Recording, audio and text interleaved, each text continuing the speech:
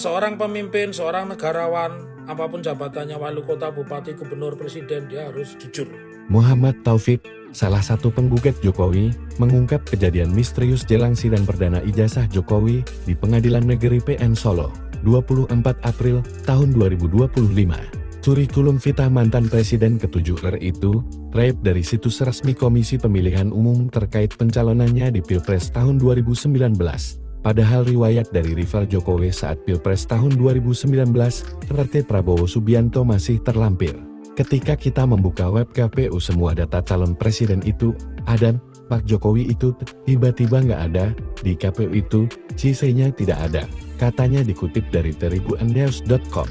Sebab CV Prabowo di Pilpres tahun 2019 masih ada, yakni sekolah di West Point, pendidikan SD sampai SMP ada.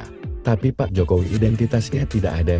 Lanjutnya, Taufik juga membicarakan temuan lainnya, yakni ijazah SMA Jokowi yang janggal. Sebab, dia ada akta pembanding milik rekan Jokowi saat SMA yang terdapat perbedaan. Menurutnya, rekan Jokowi saat lulus SMA tidak tertulis sebagai lulusan SMA Negeri 6 Surakarta, tetapi Sekolah Menengah Persiapan Pembangunan.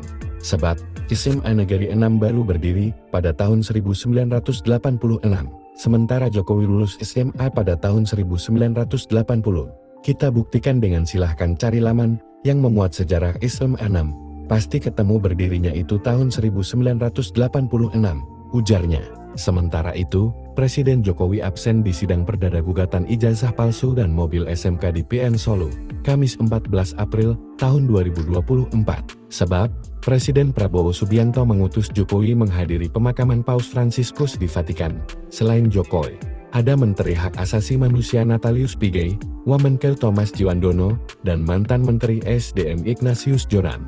Sementara Jokowi mengutus 14 pengacara untuk menghadapi gugatan tersebut dan menunjuk Irfan sebagai kuasa hukum dan juru bicara. Irfan memastikan Jokowi tidak akan menghadiri sidang karena kesibukannya, upaya hukum dan melampirkan bukti-bukti, termasuk melaporkan 4 orang di antaranya Roy Suryo dan dari Tifa.